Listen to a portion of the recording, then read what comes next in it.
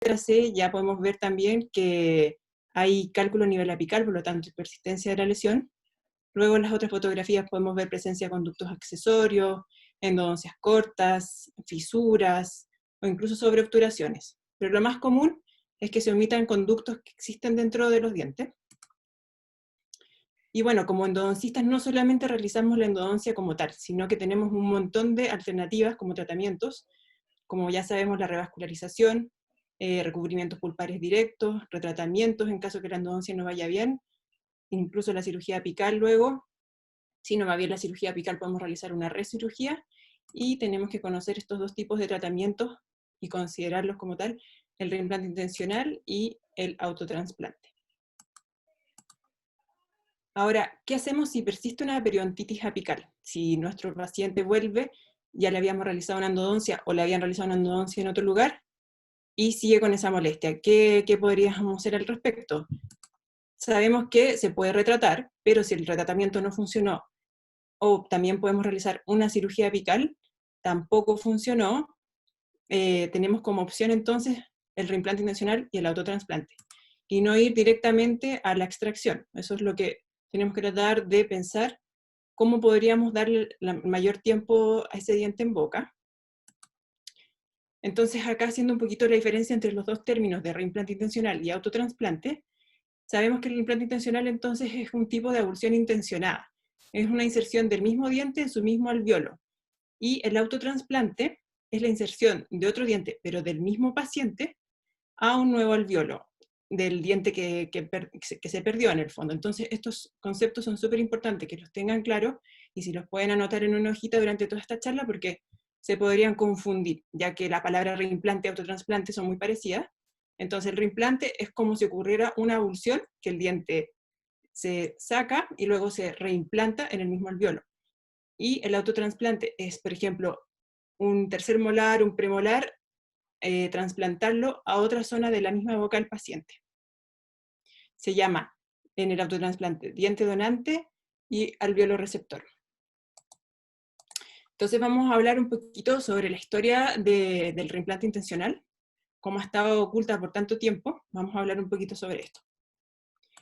Bueno, como conocemos a uno de los principales referentes en la endodoncia, el doctor Louis Grossman, del cemento Grossman y todo eso, él comenzó con estos estudios en el año 66, y analizó un montón de casos, pero él vio que había mucho compromiso periodontal posterior, ya que esto está muy involucrado en el ligamento periodontal. Por lo tanto, nos interesó mucho en seguir con este estudio. Luego, en el año 1980, el doctor Franklin Wayne, que también es otro referente muy importante en la endodoncia, empezó también a tratar de realizar estos tipos de reimplante intencional, pero lamentablemente él sí que dijo que no había ninguna posibilidad de realizarlos, y lamentablemente cae y coincide con el tiempo que comienzan a salir los implantes dentales. Por lo tanto, este tema se mantuvo un poquito en silencio, y hasta ahora que podemos dar gracias a que existe la endodoncia moderna. La endodoncia moderna nos ha permitido en estos últimos años utilizar microscopía para ver mejor, instrumental de mejor calidad, por ejemplo, espejos de rodio que tienen mayor definición, puntas de ultrasonido que nos permiten una precisión mayor para nuestros trabajos, limas más flexibles, más resistentes incluso, que nos permiten trabajar con mayor seguridad, cementos hidráulicos, los biocerámicos, que son muy buenos porque además de sellar, reparan, sistemas de navegación dinámica y estática, que lo vamos a ver más adelante durante la charla, utilización de piezoeléctrico, que es incluso más evolucionado que las puntas de ultrasonido porque emiten menos intensidad al realizar los tratamientos, por lo tanto evitamos los microcracks. El uso del CST, de la tomografía axial computarizada, es muy, muy importante utilizar en este tipo de tratamientos, y la utilización de réplicas para realizar los reimplantes y autotrasplantes. Por lo tanto, a pesar de que han habido muchos avances en este tipo de tratamiento del reimplante intencional, para muchos no es un procedimiento confiable. Entonces ahora, como lo vamos a analizar bien, es importante que dentro de nuestros tratamientos nos detengamos a pensar antes de ir directamente a derivar al paciente o a hacer un implante.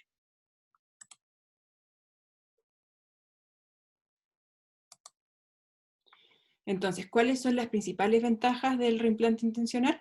Las principales son el costo-beneficio, porque En el fondo vamos a tratar de conservar un diente en boca, por lo tanto no lo vamos a someter a un gasto mayor, más que un tratamiento común y corriente odontológico, no tan caro como un implante. Rápido, simple, predecible, lo debemos realizar en menos, ojalá, de 15 minutos o incluso menos. Es una alternativa más para el paciente antes de extraer. La tasa de éxito es bastante buena, de un 93%, y el dolor postoperatorio no es mayor porque no hay expansión de las tablas vestibulares, el paciente no está tan incómodo, como es rápido, entonces es un mejor postoperatorio. Y bueno, dentro de las indicaciones del reimplante intencional, que sabemos que es la evolución intencionada del diente y luego la implantación del mismo en su mismo alveolo, esto lo vamos a realizar cuando ya veamos que un caso se nos complicó o es muy difícil de abordar y no pudimos hacer un retratamiento o una cirugía apical. Entonces, por ejemplo, podemos ver acá áreas de difícil acceso en molares inferiores, en segundos molares superiores o inferiores, donde la tabla vestibular es muy gruesa y nos es muy difícil acceder, separar la mejilla para poder hacer un tipo de cirugía. En esos casos se justifica cuando las raíces son unirradiculares. También se ha visto casos donde se puede hacer en raíces birradiculares, por ejemplo, y vemos un molar también con dos raíces. Que tengan anomalías dentarias, por ejemplo, en surcos profundos, palatos gingivales. También podemos intentar salvar un diente que tengamos sospecha que esté fisurado. También en reabsorciones, si no podemos abordarla con las técnicas que normalmente realizamos. Negociar conductos en C, etc. Un montón de indicaciones en el fondo que cada caso hay que analizar. Y las contraindicaciones también son bastantes.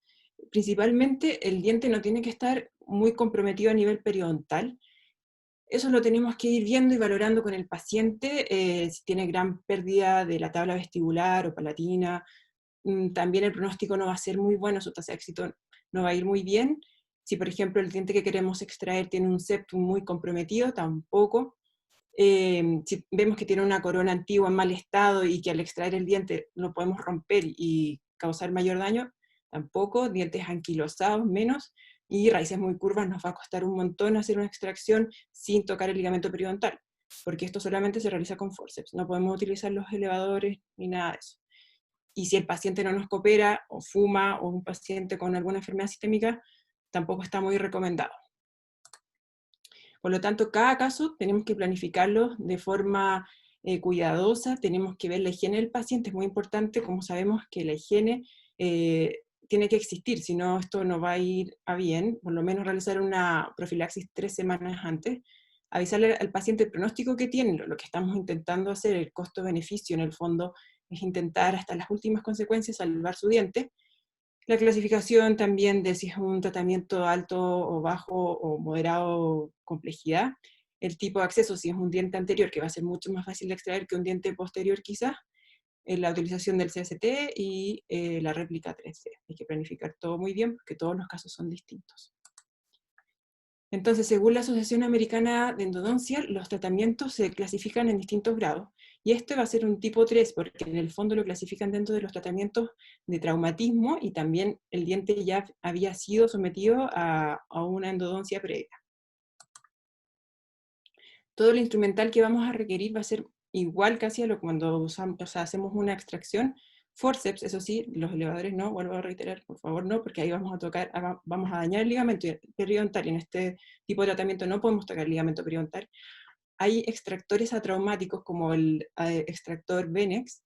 También tenemos que mantener, mientras hacemos esta extracción, el diente humedecido. Hay distintos tipos de soluciones, ojalá teñir el ápice para ver bien si es que hubiese algún tipo de conducto accesorio o alguna fisura. Fresas especiales para hacer apicectomía, porque muchas veces en este tipo de tratamiento tenemos que eliminar el ápice y retrotratar y retrosellar. Puntas de ultrasonido, entonces, cementos selladores y sutura. Y bueno, comenzando un poquito con revisión bibliográfica, podemos ver acá que Peer en el año 2003, él, bueno, ya habían comenzado hace mucho tiempo a hacer estos tipos de tratamientos, y recomienda que al forceps les pongan una gomita al final para que el diente no se vaya a mover ni nada y no vaya a tocar la zona inferior al LAC, o sea, para no dañar nada en absoluto el ligamento periodontal. Ahora, ¿Me escuchan? Sí, doctora, se escucha súper bien. Espéreme que se descompartió su pantalla y le escribo el tiro para que... Espéreme. Ahora está anfitriona de nuevo. Si puede volver a compartir la presentación, se soluciona el tiro el problema. Ah, vale, espérame. Que no encuentro. Segundo, compartir. Ok. Ahí ¿Ahora sí, se ve? súper. Ya, no sé qué pasó. Bueno. ¿Continúo entonces? Sí, continuamos. Vale. Vale, entonces íbamos hablando sobre el tipo instrumental que utilizamos, los forceps, esta gomita para que no se nos mueva el diente durante la extracción. O sea, perdón, posterior a hacer la extracción, porque obviamente con esa goma no vamos a poder trabajar muy bien mientras hacemos la extracción del diente, ¿verdad?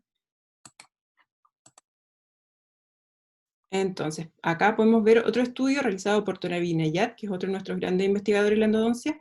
En el año 2015 comparó varios estudios y llegó a la conclusión que obviamente un implante dental realizado en condiciones puede tener una durabilidad de muchos años y tiene una tasa de éxito de un 97% en comparación con un reimplante intencional que sería de un 88%. Sin embargo, esto tampoco es tan malo porque es como, en verdad, intentar salvar el diente antes de pasar un implante. Entonces, yo no tengo nada en contra de los implantes, encuentro que son maravillosos cuando son justificados, pero si también podríamos arriesgarnos a hacer este tipo de tratamientos, ¿por qué no? Y yo si fuese mi diente, obviamente también intentaría salvarlo hasta el final, obviamente en condiciones adecuadas y teniendo todos los cuidados. También en este estudio él analizó que, por ejemplo, muchas veces es muy difícil extraer el diente y no tocar el ligamento periodontal, y se hizo acá una ortodoncia previa por 3 semanas, entonces como que en el fondo se van como luxando un poquito todas estas fibras y es más fácil extraer el diente.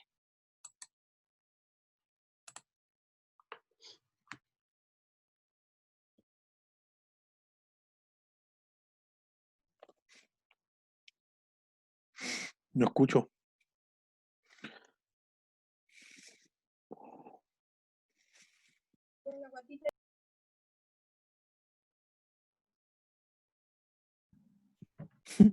Doctora, silenció el micrófono. Pero... Ahí está. No escucho ninguna.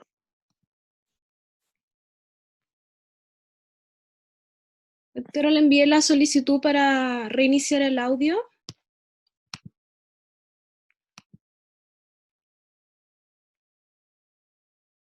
A ver, ¿ahora sí? Sí, ahí la volvimos a escuchar. Ya, perfecto. Ya, perdón. Entonces, estábamos viendo antes lo de la ortodoncia, ¿verdad? Sí, Y, estamos en eso, sí. vale, entonces los movimientos ortodónticos son importantes previo al tratamiento y se recomienda, acá vemos otro estudio, 3 semanas antes entonces ayuda a que la extracción sea más atraumática y es posible evitar posibles, o sea, futuras reabsorciones. En dientes con extrusión previa ortodóntica tienen un 98,1% mejor éxito que los que no se realizaron este tipo de tratamiento, que fue de un 91,2%. Ahora, ¿qué sustancias, o sea, qué líquidos podemos utilizar para mantener al diente hidratado? Tenemos, bueno, la solución salina que siempre utilizamos, solución balanceada de Hank, Emdogain, hay un montón, pero estas son como las más indicadas. Igual cuando, por ejemplo, ocurre una abulsión, este procedimiento es muy parecido a cuando se trata de un diente que se salió y luego lo reimplantamos, en qué le recomendamos al paciente llevarlo a boca, muy parecido. Teñimos con azul de metileno entonces el ápice y miramos, observamos, ojalá con microscopio o con lupas de alta magnificación, si es que hubiese algún tipo de conductillo accesorio, o si hubiese algún tipo de fisura. Y la retroinstrumentación del ápice, porque sí o sí vamos a, muchas veces para eliminar la lesión a nivel apical, porque como había una periodontitis apical previa, realizamos la apicectomía, cortamos unos 3 milímetros del ápice, retropreparamos con estas puntas de ultrasonido, que hay de 3 milímetros, 6, 9 milímetros, dependiendo cuánto queremos preparar a nivel apical, y luego tenemos que retrosellar. Hay distintos tipos de materiales. Tenemos los que conocemos el biodentin. El problema del biodentin que tarda mucho en endurecer, tarda más o menos 12 minutos, entonces como este es un procedimiento rápido, no está muy indicado. El MTA también tarda mucho, incluso hasta 4 horas. Lo importante es que sepamos compactar bien el material a nivel apical y que no se nos vaya a perder en el tiempo, o sea, que no se vaya a reabsorber. También tenemos, por ejemplo, el IRM, que es una óxido de óxido de zinc eugenol, pero el subareva es mejorado, no tiene eugenol, entonces no es tan irritativo. También podemos utilizar composite, pero en algunos casos solamente, y lo ideal que se ha visto, la verdad es que son los cementos hidráulicos, en consistencia putty, que es una consistencia más como masilla en el fondo, entonces va a permanecer mejor a nivel del lápiz. Entonces, ¿solo realizaríamos en dientes unirradiculares? La verdad que la literatura dice que sí, pero también se han visto casos que se han realizado en dientes birradiculares. Lo importante es que tengan las raíces rectas y que en el fondo no vayamos a tocar el ligamento periodontal. Entonces, ahora vamos a ver una serie de casos clínicos para que vayamos viendo en qué casos se pueden utilizar y que han funcionado bastante bien. Por ejemplo, acá se utilizó el extractor atraumático Venex. Este era un diente que tenía una reabsorción cervical bastante invasiva, y ya como última opción entonces se intentó la extracción atraumática, ¿verdad? Para dañar lo menos posible todas las células del cemento, raíz, ligamento, todo lo que está alrededor del diente, ¿verdad?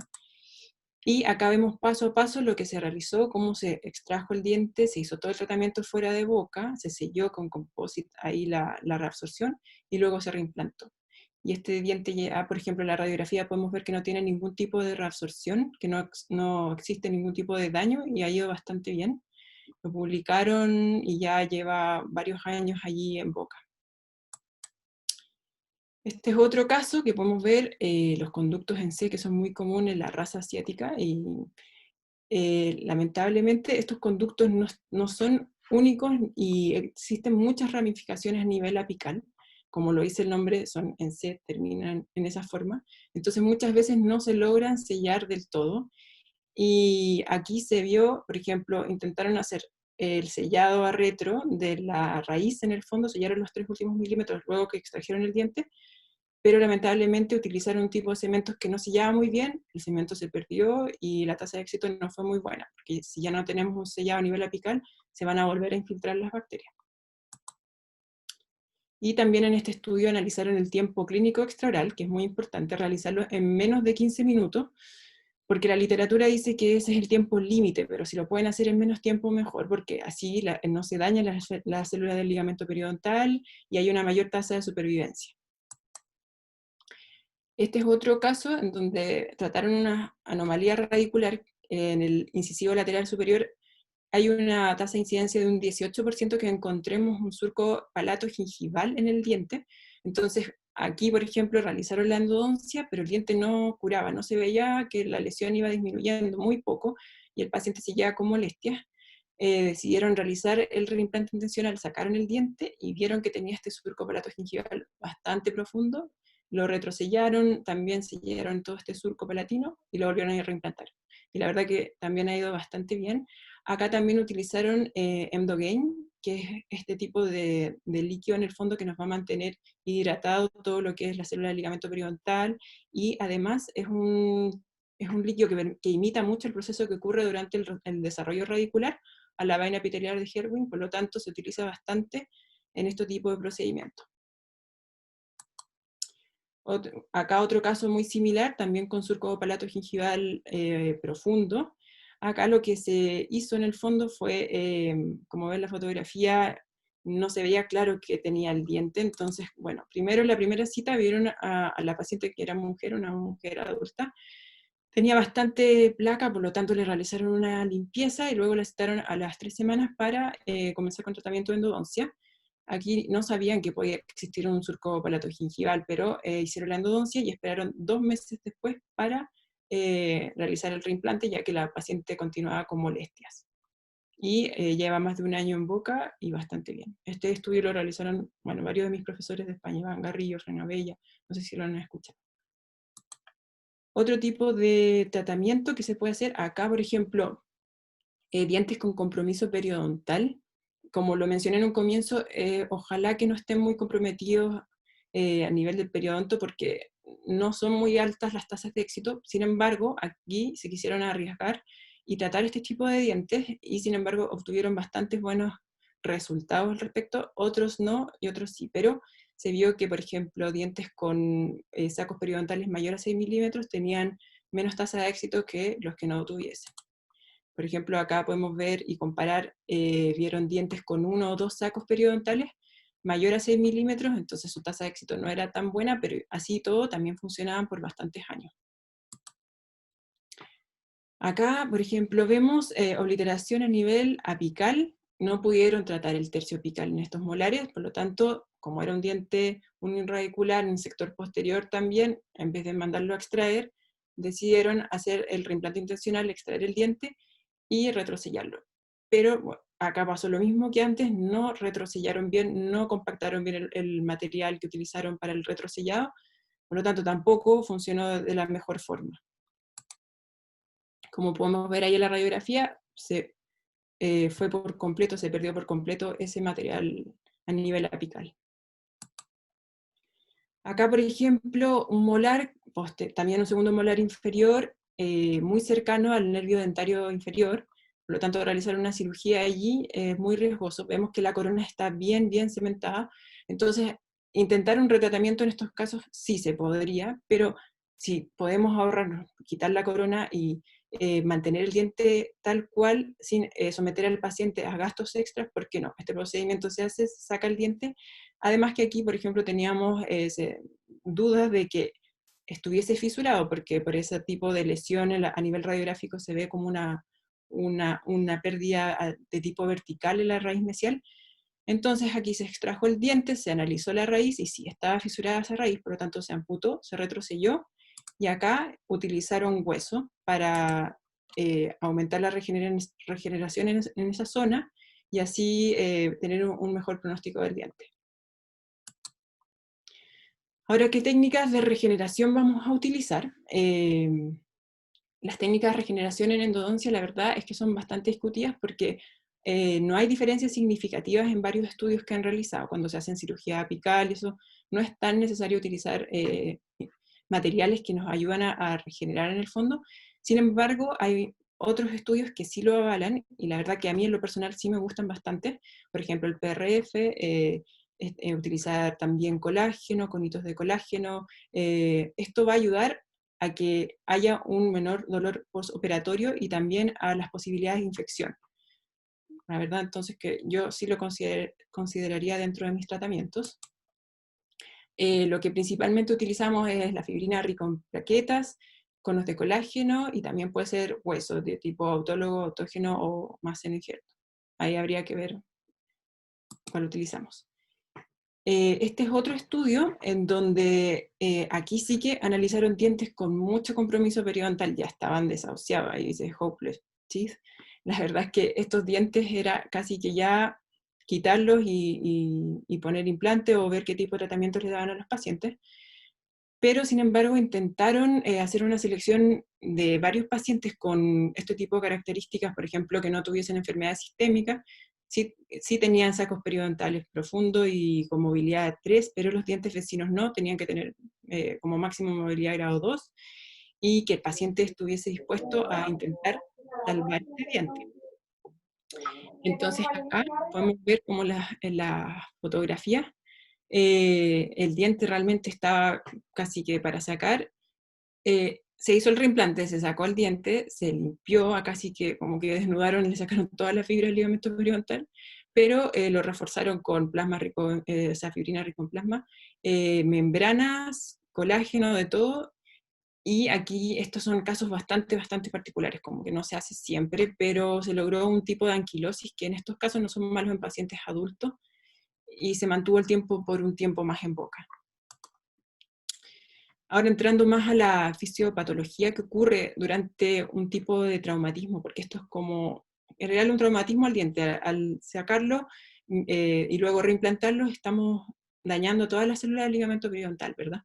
Entonces tenemos que entender que en un proceso de cicatrización ocurren varios pasos, tenemos que tener un control bueno del sangrado, de la inflamación, van a entrar en defensa todas estas células, los linfocitos, los macrófagos, los mastocitos, y ellos van a evitar entonces que se forme un tipo de infección.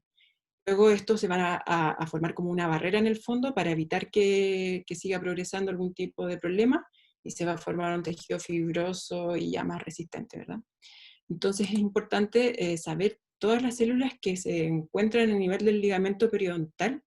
Como podemos ver ahí de forma esquemática, tenemos a los cementoblastos, el resto epiteliales de Malacés, a los fibroblastos, a todo este tipo de células, a los neutrófilos, a los macrófagos, pero podemos ver ahí que un ligamento normal se encuentra en este orden. Ya luego, tenemos que saber que si existiese algún tipo de patología, pueden ocurrir tres tipos de procesos que son la reabsorción externa, que puede ser superficial, reabsorción externa inflamatoria o la reabsorción externa por reemplazo. Como sabemos que en el fondo, en estos dos tipos de, o sea, en este tipo de tratamiento ya hay una endodoncia previa, el diente debería estar endodonciado, no deberíamos tener los otros dos tipos de reabsorciones, sino que preocuparnos que no ocurra la reabsorción externa por reemplazo, que sería la anquilosis. Y acá los principales autores que van a actuar son los, como podemos ver, los macrófagos, los cementoblastos y los fibroblastos. Entonces empiezan a entrar como desde el hueso hacia la raíz y se empieza a comer toda la raíz y a cambiar cemento por comerse todo este tejido. Entonces podemos ver acá esta radiografía en donde empezó a ocurrir este tipo de reabsorción externa por reemplazo, y vemos cómo va desapareciendo la raíz, que se va perdiendo todo ese espacio periodontal, y ya nos queda casi nada de raíz y hay solamente formación de un hueso más denso. Entonces los tiempos clínicos que tenemos que considerar desde el día del inicio del día cero, donde realizamos el procedimiento, luego podemos o no dejarlo con férula, con una contención para que el diente se estabilice mejor por 2 semanas, luego quitarla porque si no podemos generar algún tipo de reabsorción.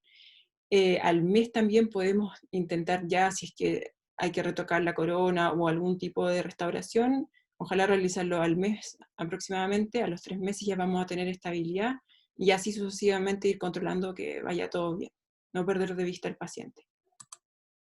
Ahora, muchos se preguntarán, si hay una periodontitis apical, ¿debemos legrar, debemos tocar ese alvéolo? Lo ideal es que no, porque tenemos que cuidar todas las células, el cemento, el ligamento, todo. Entonces aquí Pierre en el 2004, en el Dental of Traumatology, ejemplificó cada uno de los pasos. Podemos ver que de la letra A, que ahí ya empieza la extracción del diente, ahí dice que no hay que tocar el cemento, nada de ahí del saco donde se extrajo el diente. Luego se hace la apicectomía, se retrosella y se implanta otra vez el diente ahí en el alvéolo. También es muy importante que estos dientes luego le tenemos que bajar la oclusión, no tienen que quedar mordiendo, sino que tienen que quedar en infraoclusión. Ya a la semana tenemos que buscar la estabilidad primaria. Ahora vamos a ver 2 casos que realicé yo en la universidad y uno de mis profesores. El primer caso es un incisivo lateral, que la paciente se realizó la endodoncia en el posgrado, pero lamentablemente luego a ella le realizaron el poste, la corona, y continuó con molestias. Tenía mucho dolor a la percusión, a la palpación, no tenía movilidad, tampoco tenía un sondaje exagerado, solamente era de 3 milímetros, y se encontraba en una zona muy difícil o riesgosa para hacer una cirugía apical. Ahí podemos ver que tenía un implante al lado, entonces no tenía mucho hueso. Entonces empezamos a sospechar que pudiese tener una fisura, por lo tanto, bueno, el diagnóstico fue periodontitis apical sintomática. Y aquí, bueno, nos paramos a pensar un poco y dijimos, ¿qué hacemos? Puede ser que el diente esté fisurado, planificamos un implante, un reimplante, autotransplante, ¿qué hacemos? Así es que planificamos este caso con los de cirugía e implantología, en caso de que al extraer el diente hubiese estado fisurado. Pero acá podemos ver paso a paso, se extrajo el diente, se retropreparó, se retroselló, y luego se reimplantó con un provisorio ahí, porque la corona al extraer se salió. Y ahora les voy a mostrar un video más o menos el resumen de lo que fue el procedimiento.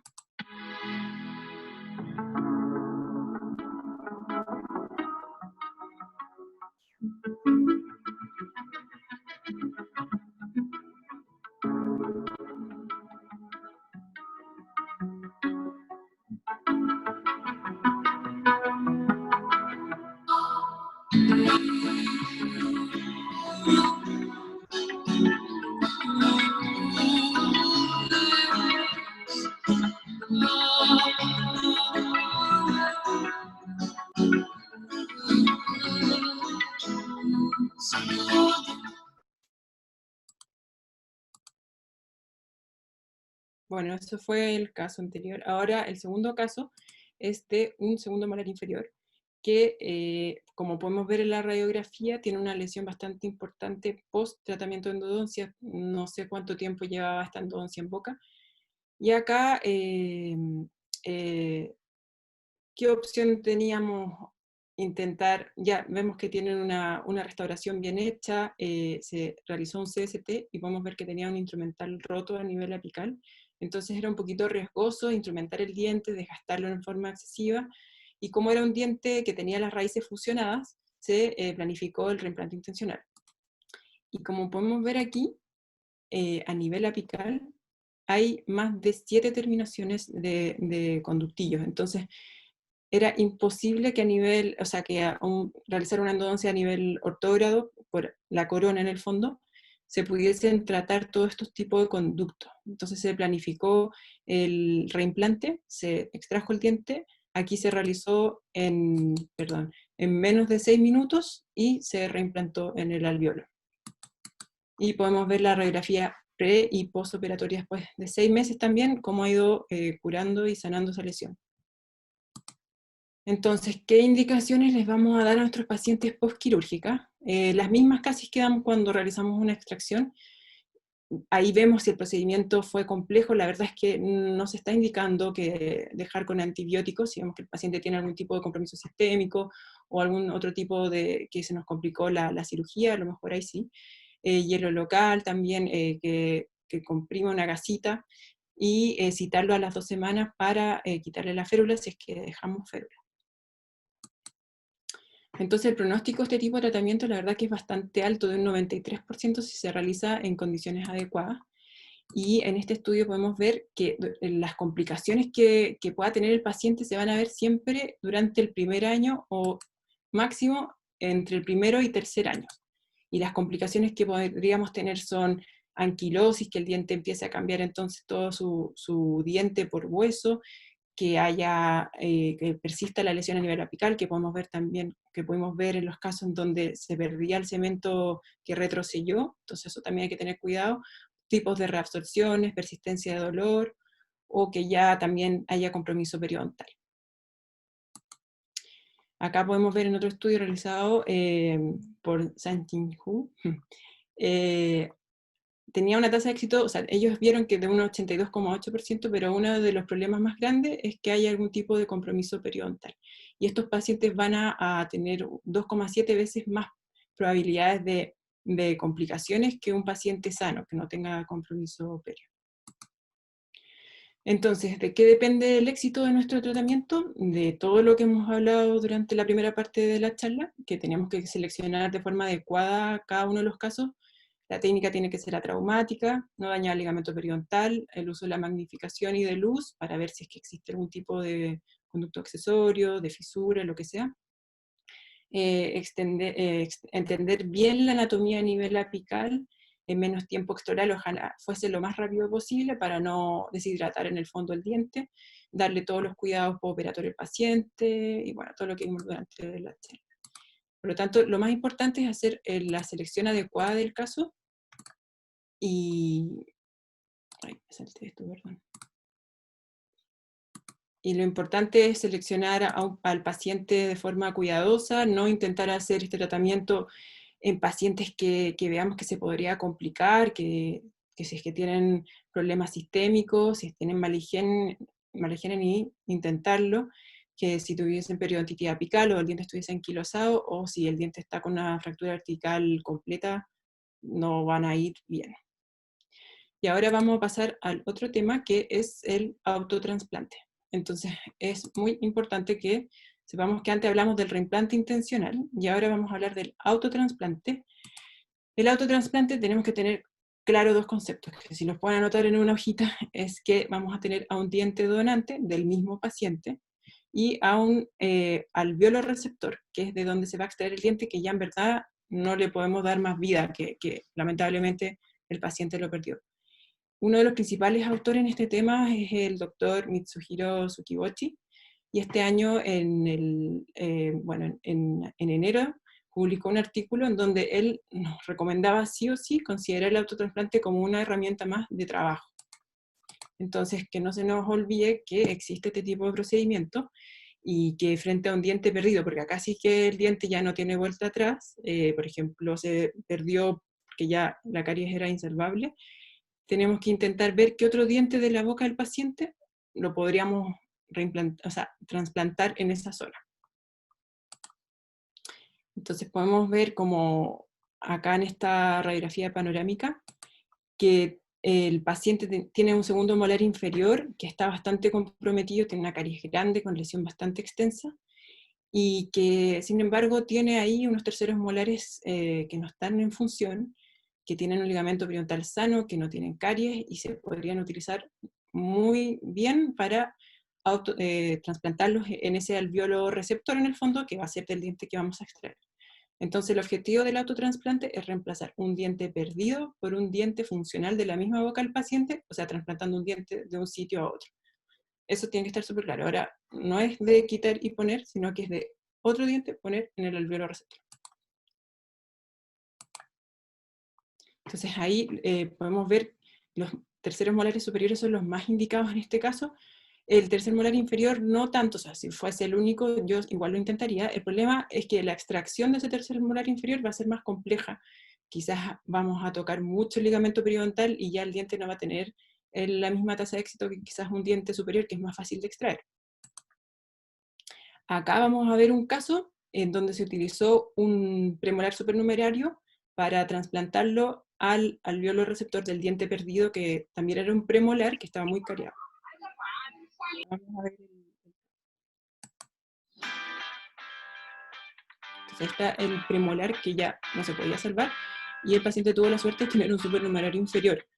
Entonces se le hizo la endodoncia previa en este caso, luego se planificó con una réplica, porque la réplica va a ayudar mucho en este caso a confeccionar la forma del diente donante en el fondo, en el alveolo receptor. Se probó la réplica, esta réplica tiene que estar estéril, se prueba en el alveolo, y una vez que estamos seguros que va a calzar bien el diente que se va a trasplantar a esa zona, realizamos la extracción y lo colocamos en el alveolo receptor, tratando que sea una extracción lo menos traumática posible. Ya tenía la endodoncia previa, por lo tanto, vemos que la réplica es igual al diente, que ya está listo y se autotrasplanta en esa zona.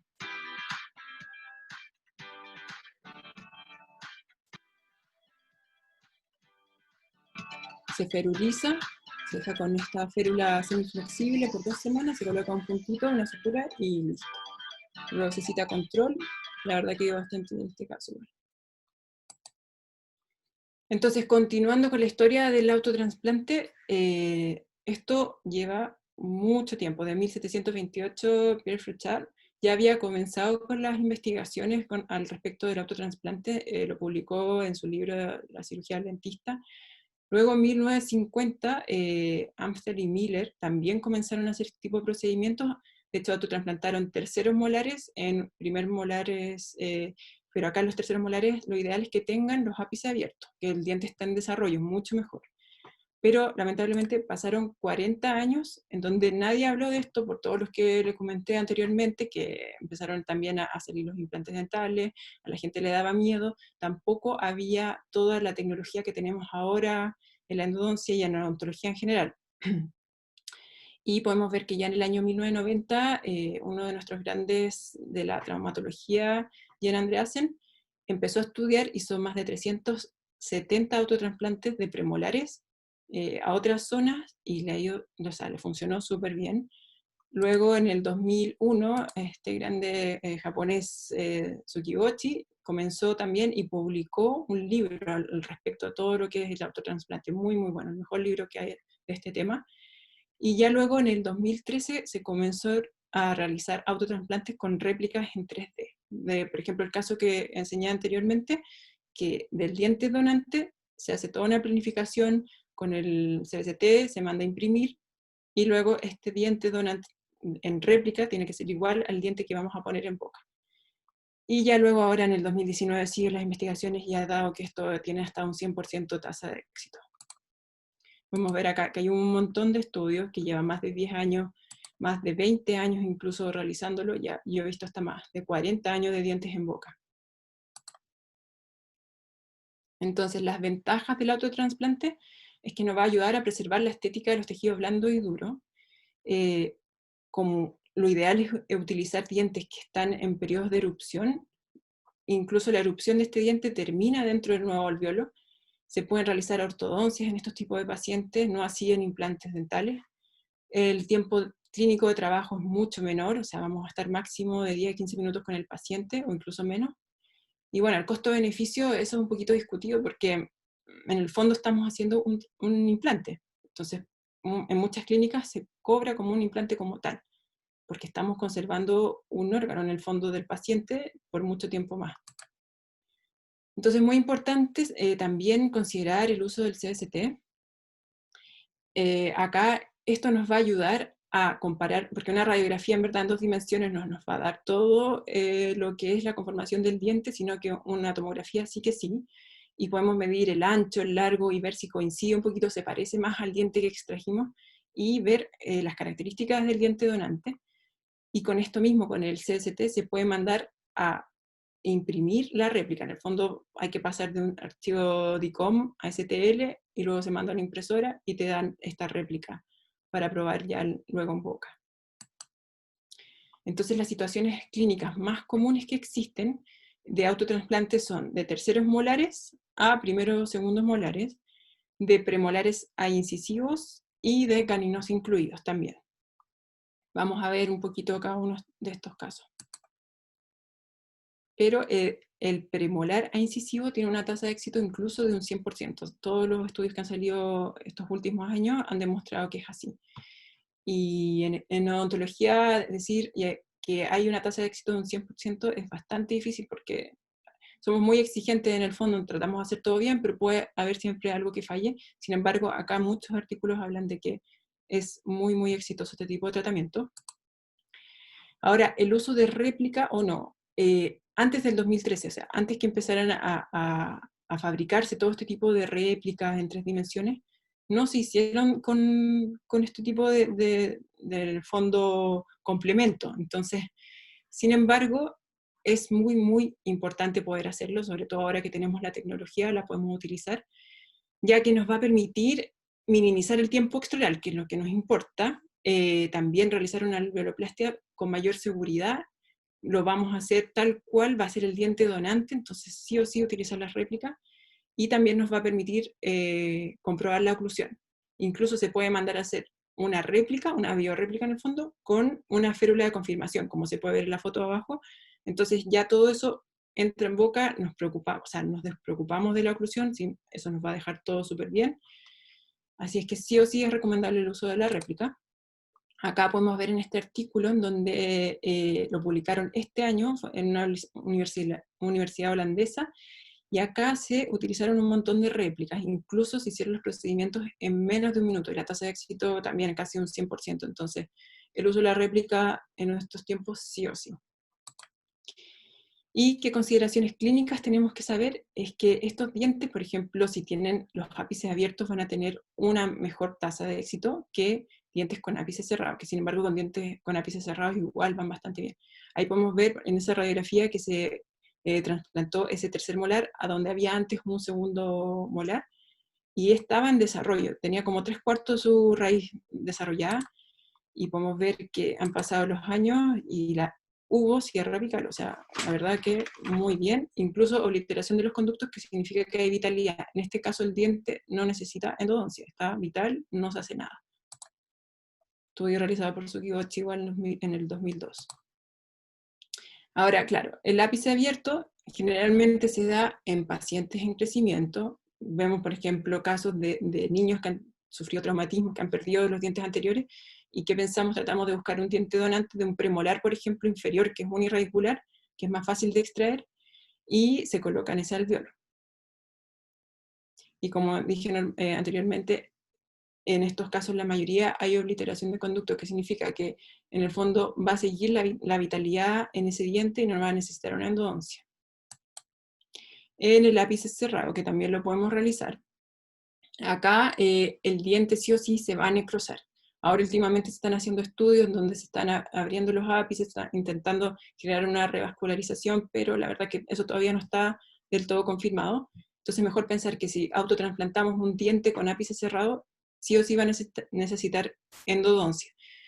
Entonces, la endodoncia la podemos realizar antes de hacer la extracción, si por ejemplo se encuentra ese premolar fácil de poder aislar y poder hacer la endodoncia, perfecto. Pero si es un tercer molar que es imposible de aislar, que estamos incluido, quién sabe, es mejor hacer la endodoncia posterior a que el diente fue trasplantado. Y muchas veces si vemos que ese tercer molar o ese diente tiene una anatomía apical bastante compleja, durante la extracción podemos hacer la apicectomía, nos despreocupamos del ápice, o sea que ya está todo sellado, porque no sería ningún chiste que luego al trasplantar ese diente y vayamos a hacer la endodoncia a las 2-3 semanas después, se nos complique el caso. Entonces, bueno, ahí hay que analizar cada caso, y si no se llega a hacer la endodoncia en dientes con ápice cerrado, lo más común que ocurre es que haya una reabsorción inflamatoria externa, y ahí sí que se nos complica todo porque el diente no va a estar con las mismas características y lo podríamos perder. Entonces, el diente donante, en el fondo, el diente que lo vamos a usar para trasplantar en el alveolo receptor, tiene que cumplir con una serie de características. Tiene que tener en buen estado su ligamento periodontal, la morfología oclusal también tiene que estar en condiciones, la proporción corono-raíz también tiene que ser ideal, la morfología radicular, ideal que sea unirradicular, y el alveolo receptor también tiene que estar en condiciones óptimas. Entonces, antes de comenzar la cirugía del autotrasplante, tenemos que tener todo bien planificado, todos nuestros materiales, porque como es un procedimiento rápido, no podemos perder ni pestañear en ningún segundo. Entonces tenemos que tener nuestros forceps, materiales para realizar la endodoncia, para realizar la cirugía apical, extraoral, suero, fresas para adaptar el alveolo. Estas fresas son de implantología, en verdad, suturas, alambres para ferulizar, composite y la réplica 3D. Acá, continuando con otros ejemplos de casos, vemos que este paciente tenía un incisivo lateral en otra zona.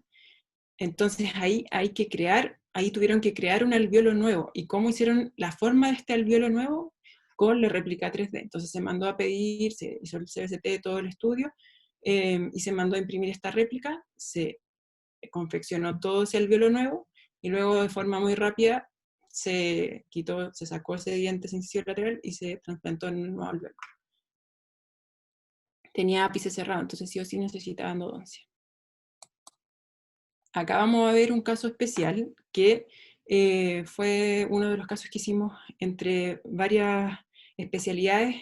Estaban los ortodoncistas, implantólogos y endodoncistas. ¿Y qué pasó aquí? El paciente tenía sus caninos incluidos, tenía unas raíces de 35 milímetros, estaban dentro del seno, y los de ortodoncia intentaron traccionar esos caninos, pero lamentablemente no se movían ni por si acaso.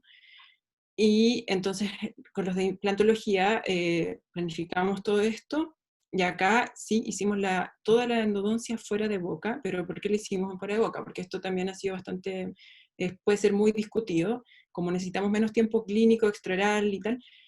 El problema es que el paciente luego se iba de vacaciones, entonces sí o sí no podíamos perderlo de vista. O sea, las 3-4 semanas sí o sí puede empezar un tipo de reabsorción.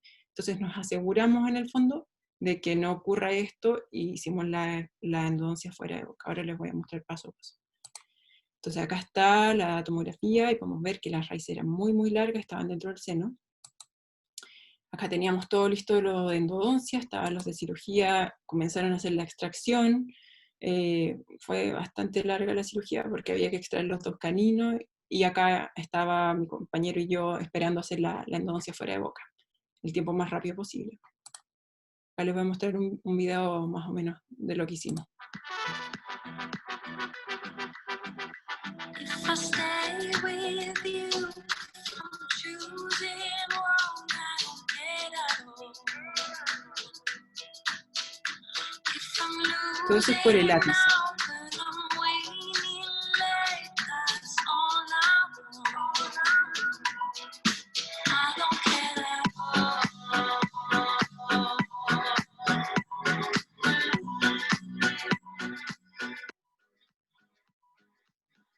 Lost my time, my life is gone.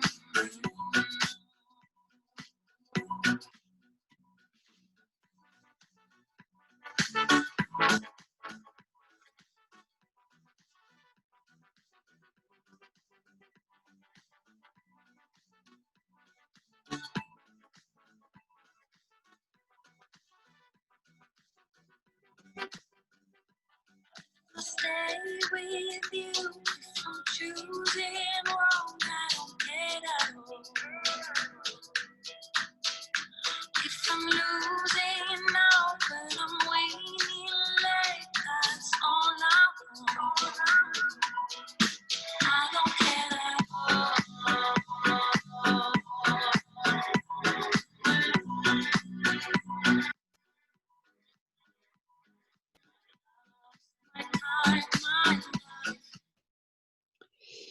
Bueno, ahí estaba el video de lo que hicimos entonces, la endodoncia fuera de boca en menos de 10 minutos, todo muy rápido. Muchos se preguntarán con qué irrigamos, fue con hipoclorito, pero cada vez que se irrigaba se giraba el diente para que no tocara la célula del ligamento periodontal, porque si no ahí las podríamos haber triturado. Y se iba irrigando todo el tiempo con suero, para que esto estuviese hidratado, y ya luego hicimos uno primero y luego el otro canino. Y ahora las radiografías. Los dientes quedaron bien en su arco dental. Sí es cierto que uno de los caninos quedó, ahí se ve como una endodoncia corta, porque fue a nivel, fue por retro, o sea, se retro preparó y retro selló. El diente medía 32 milímetros, entonces la punta que utilizamos para inyectar la gota percha no nos alcanzó. Pero bueno, vamos a estar en control con este paciente, los dientes igual estaban vitales, entonces no había bacterias dentro del conducto, y si tuviese alguna complicación, como lo estamos controlando cada cierto tiempo, se realizará la endodoncia nueva, aunque no creo que sea necesario, ha ido bastante bien, la verdad. Acá la radiografía postoperatoria, inmediata, y luego los 6 meses. Y la panorámica previa y post, que ya está dentro de su arco y va bastante bien. Continuando con más estudios, vemos acá también un paciente que tenía dificultad para erupcionar sus dientes por sí solo, tenía agenesia de uno de los centrales. Entonces aquí lo que se hizo, se trasplantó un premolar inferior a la zona donde faltaba ese central. Acá sí hubieron complicaciones porque el diente, como estaba en proceso de desarrollo, parece que estaba todavía muy, muy, muy joven, o sea, no erupcionaba, no tenía una etapa de evolución apropiada y no logró erupcionar bien en boca. Por lo tanto, volvieron a hacer otro trasplante de otro premolar inferior. El paciente sí o sí iba a necesitar ortodoncia, entonces en vez de perder ese diente que se lo extraían, lo trasplantaron al alveolo este que le faltaba del central, del incisivo central, y ese sí erupcionó porque ya estaba en etapa de desarrollo ideal. Y podemos ver en la radiografía abajo que ha ido súper bien, le dieron la forma incluso del premolar al incisivo central, luego se hace primero se dejan unos provisorios de composite y luego se hacen carillas, ahí hay que verlo con el rehabilitador en el fondo. Y no necesitó endodoncia porque como estaba en proceso de erupción, el ápice se logró cerrar y está vital el diente. Y podemos ver que la tasa de éxito también es bastante alta, el autotransplantar dientes anteros superiores, o sea, en el caso anterior es de hasta un 96,7%.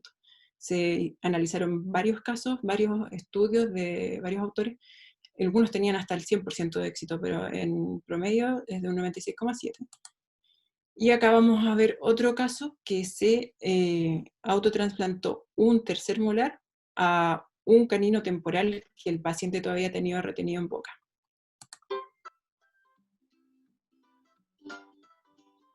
Está el canino temporal que no se quería ir, y no había tampoco diente que viniese para erupcionar. Por lo tanto, este diente no tenía lecho, no tenía ahí un alveolo formado, hubo que planificar una réplica con la forma del tercer molar que se iba a trasplantar a esa zona. Se pudo hacer en este caso la endodoncia previa en boca, un poquito compleja, pero se pudo. Ya el diente con la endodoncia lista, se empezó a generar el alveolo con la réplica, se probó, la réplica estéril por supuesto. Estaba todo listo, se hizo la extracción rápida del tercer molar y se trasplantó en el alveolo receptor. Se ferulizó por 2 semanas, férula flexible.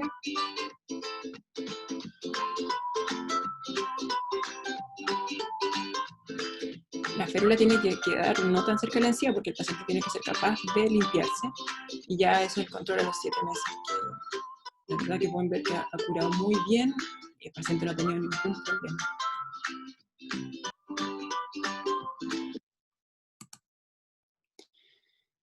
ahora otros casos de tercer molar a segundo molar. Podemos ver ahí, este estudio también realizado por Tsukiyoshi, que es mi ídolo máximo, podemos ver que el tercer molar se trasplantó a su diente vecino. En el fondo se quitó esa caries tremenda que tenía ahí, insalvable ese diente, y se pudo utilizar, sin embargo, ese tercer molar que estaba ya en su periodo de crecimiento, y se pudo desarrollar bastante bien por completo ese tercer molar.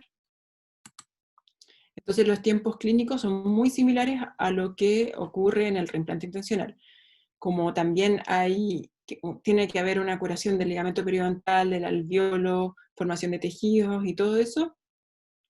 En el fondo acá, sí o sí, como muchas veces no se puede hacer la endodoncia previa, tenemos que saber que a las 3 semanas es el tiempo ideal para hacer la endodoncia luego de haber trasplantado ese diente en el alveolo receptor. Tenemos que saber que, por ejemplo, también vamos a poder realizar una reconstrucción o lo que fuese necesario al mes y medio y así ir controlando. Pero muchas veces los pacientes se preguntan, ¿y cuándo voy a poder volver a comer con este diente de forma normal?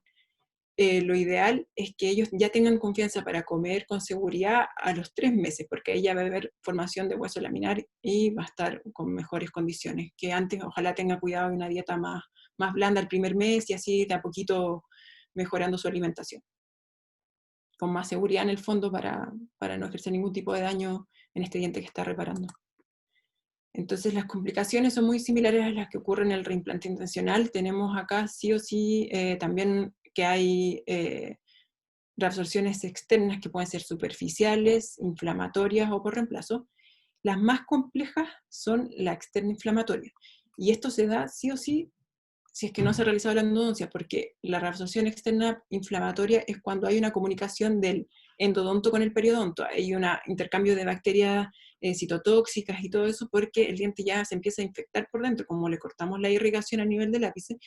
Entonces sí o sí aquí hay que hacer la endodoncia a tiempo, y si ocurre una reabsorción externa inflamatoria, eso puede progresar a peor. Entonces, como el esquema que les mostré antes, voy a explicar ahora un poquito, eso sí, lo que ocurre en la reabsorción externa superficial. Acá vemos los principales autores de toda esta destrucción que ocurre a nivel de hueso y diente, que son los osteoclastos, los macrófagos, los fibroblastos. Pero en la externa superficial podemos ver como de más externo a interior, de hueso a diente en el fondo, que hay un cambio pero es transitorio. Actúan los osteoclastos y ahí están comiendo diente, y si lo detenemos a tiempo en el fondo, si el diente necesitara una endodoncia, se puede mejorar. O también si lleva una férula muy rígida que está dañando mucho el ligamento periodontal, eso también, si lo evitamos, podría corregirse. Ahora la reabsorción externa inflamatoria, en el fondo acá, claro, como les dije anteriormente, hay una comunicación entre el endodonto con el periodonto, y acá sí que puede haber una lesión periodontal más grave. Podemos ver ahí a los osteoclastos haciendo de las suyas, comiéndose ya la raíz del diente, todo el espacio periodontal. Sin embargo, si se hace también el tratamiento endodóntico, esto se podría detener. Ya lamentablemente luego, si eso progresa a una reabsorción externa por reemplazo, aquí sí que ya van con todas las células, los fibroblastos, los macrófagos, los osteoclastos, y se empiezan a comer toda esa parte del diente externa, empiezan a cambiar raíz por cemento, y podemos ver que los fibroblastos también son las células que más predominan en este tipo de reabsorciones. Entonces, las férulas que utilizamos para mantener los dientes estables en boca es una ferulización semiflexible con un alambre de 0,016 según los estudios que se han realizado en el Dental of Traumatology, y una sutura de puntos suspensorios, unos pequeños puntos. Ahora muchos se preguntarán, claro, estos dientes quedan ahora en boca, pero con una forma, una posición especial, ¿le podemos poner ortodoncia? Lo ideal, según los estudios de Chokroska, que es una de las máximas también investigadoras, es una polaca ortodoncista, muy buena, o sea, les recomiendo que lean sus artículos, son muy interesantes. Ella recomienda colocar ortodoncia en dientes, por ejemplo, con ápice inmaduro, cuando tienen 3/4 de la raíz ya desarrollada. En ese periodo es lo ideal. Y en un diente con ápice cerrado, ojalá colocar ortodoncia de 3 a 6 meses después que se hizo el autotransplante. Por lo tanto, las indicaciones en pacientes, en estos tipos de pacientes, es lo mismo cuando se hace una extracción, lo mismo que hablamos antes. Sí que se han visto muchos estudios que pacientes fumadores, estos tratamientos van muy mal. Incluso muchos odontólogos no recomiendan hacerlo en pacientes fumadores porque ellos deben dejar de fumar por 4 semanas. Es muy difícil controlar a pacientes que no fumen 4 semanas, si no, esto va a fracasar. Y los controles son cada 2 semanas, al mes, 8 meses, a los 3 meses, o sea, perdón, 8 semanas, 3 meses, 6 meses, año y 2 años. Entonces, que no fumen es, pero fundamental. Lo dice Andreas en muchas de sus publicaciones. Ahora, el uso de las biorréplicas 3D, como comenté, esto es relativamente nuevo, del 2013 en adelante. Más que saber cómo la confeccionamos, porque son software de implantología, que los implantólogos los manejan al derecho y al derecho, y todo el que quiera aprender también. En el fondo acá hay distintos tipos de impresoras, que es súper importante reconocer qué impresoras están utilizando los centros de impresión, los software, cuáles van a poder realizar nuestro tipo de réplica y qué material se va a utilizar, porque tienen que ser esterilizadas. Entonces es muy importante saber que las impresoras tienen que ser de tipo SLA o SLS, porque son las únicas que permiten imprimir resinas esterilizables. Las FDM son las típicas impresoras que van a imprimir otras cosas que son citotóxicas. Entonces, si ustedes visitan el centro radiológico y las impresoras que tienen, es importante que se fijen en eso. Tiene que estar certificado por la ISO y SDA. Y los softwares hay un montón. El que yo utilizo es el 3D Slicer, porque este software es gratis y nos permite hacer una réplica con nosotros mismos. Vamos a ir pintando el diente, luego ponemos generar archivo STL, que es el archivo que nos van a pedir para imprimir, y muy rápido y muy fácil. Ahora también existe el Blue Sky Plan o Blue Sky Bio. Acá incluso te lo puede hacer de forma automática el programa. Es muy bueno si se meten en las páginas web de estos softwares, les enseñan a hacer las réplicas, les dicen paso a paso cómo se hace. El problema de Blue Sky Plan que en el fondo les va a cobrar por réplica, entonces ahí tienen que ver qué les compensa más. Y acá está el paso a paso cómo obtenemos una réplica con nuestro archivo de ICOM, entonces nuestro escáner, nuestro CST, hay que traspasarlo a un archivo STL, entonces nos pasamos a estos software, pintamos el dientecito, obtenemos nuestra réplica, luego se envía a imprimir, esta réplica tiene que ser esterilizable, y ya luego con nuestra réplica en mano podemos hacer el autotransplante con mayor seguridad. Entonces es muy importante trabajar con un centro radiológico y de impresión que conozcamos bien. Tenemos que entender qué está pasando, qué materiales tenemos para realizar este tipo de biorréplicas y todo cómo es la forma, porque muchas veces se necesitan varias biorréplicas para ir probándola al biolo, así nos aseguramos que nuestro diente quede mucho mejor adaptado. Y también tenemos que saber que existen materiales citotóxicos, entonces no vaya a ser que de repente nos den una biorréplica y digan, no, sí, se puede poner en el alveolo y en verdad le generemos más daño al paciente. Y para terminar, esto es el autotrasplante con sistema de navegación estática, que este es un sistema que están utilizando un montón ahora últimamente en endodoncia también guiada, que es un software que nos va a ayudar a definir a través del CBCT el paciente ya en boca las fresas que vamos a utilizar para confeccionar ese alveolo. Acá hay un video explicando más o menos de una doctora muy buena que es Paula Villa y Felipe Restrepo, son colombianos buenísimos.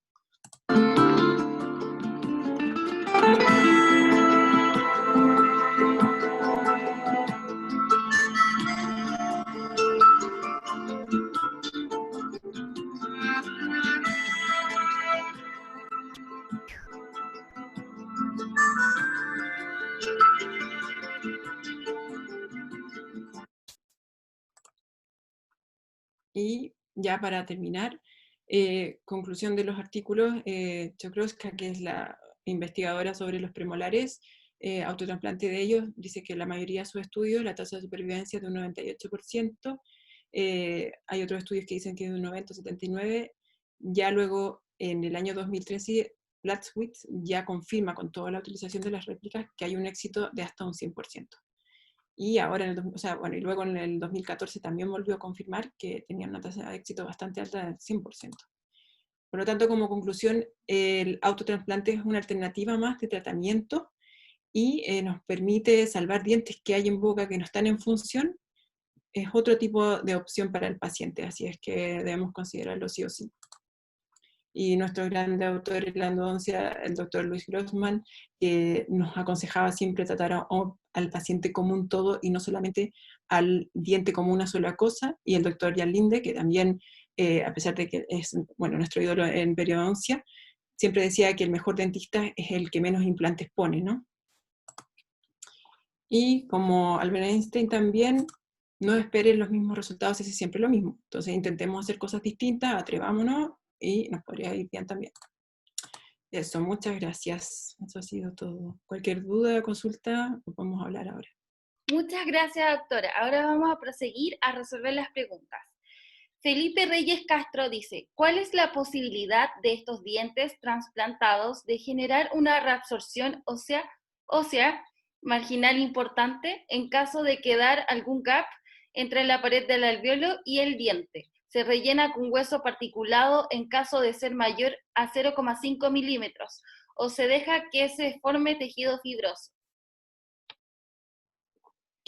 Se tiene que hacer una planificación bien especial de cada caso, entonces tenemos que asegurarnos de que ese alvéolo quede bien cubierto durante el tratamiento. Entonces si se puede usar materiales de regeneración, mucho mejor, y es mejor que se haga durante el tratamiento. Pero lo que podría ocurrir más común son los tipos de reabsorciones externas por reemplazo al diente en sí. Por eso no están indicados en alvéolos que estén muy comprometidos a nivel óseo. Y ahora vamos con Michi Carreño Zamora. Dice, doctora, ¿se regenera entonces el ligamento periodontal después de la exo y luego del autotransplante? El ligamento periodontal se va a ir regenerando a medida que pasa el tiempo. Entonces todo va a depender de los cuidados que tuvimos previo y durante el tratamiento. Eso hay que cuidarlo mucho. Tratar de no mantener férulas por mucho tiempo, tratar de controlar la oclusión del paciente, que quede en inoclusión. Ya, ahora vamos con Álvaro Sánchez. ¿Por qué sí o sí se hace la endodoncia en un autotransplante de diente con ápice cerrado? Muy buena pregunta. Porque aquí lo que ocurre es que tú cuando extraes un diente vital en el fondo, le cortas toda la irrigación, ¿no es cierto? Sabemos que el diente está lleno de nerviositos, entonces tú como que en el fondo le generas como una hipoxia dentro del diente y ya se murió todo por dentro. Entonces ahí van a empezar a generarse un montón de bacterias por dentro que si no las limpiamos, podría empezar a progresar desde el endodonto al periodonto. Entonces, por eso, más que nada por la pérdida de conexión del diente con su irrigación como tal, hay que hacer la endodoncia. A diferencia de los dientes con ápice abierto, que ellos tienen una irrigación ya por dentro que después se podrían adaptar al nuevo alvéolo porque todavía están en proceso de desarrollo. Y ahora con la última pregunta.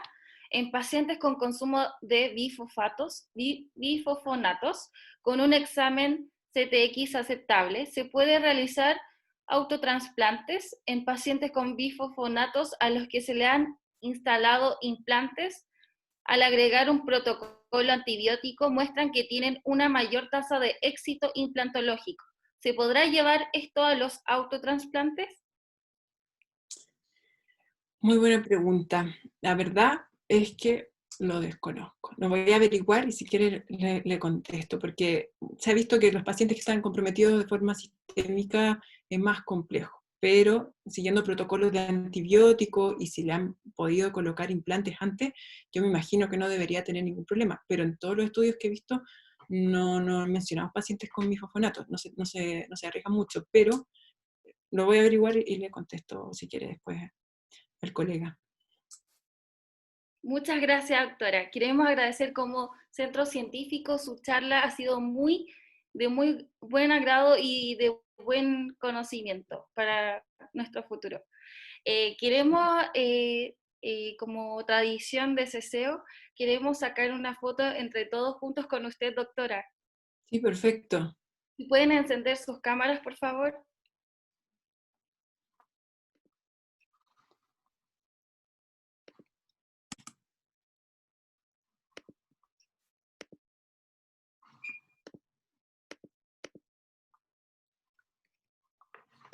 Esperen un poquito, ahí sí.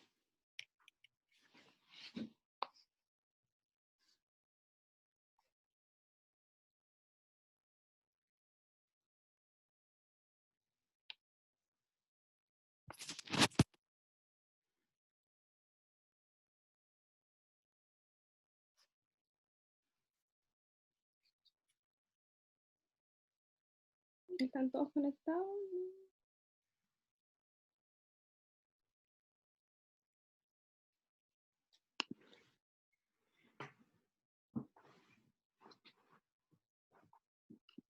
Ya, espérenme. 1, 2, 3.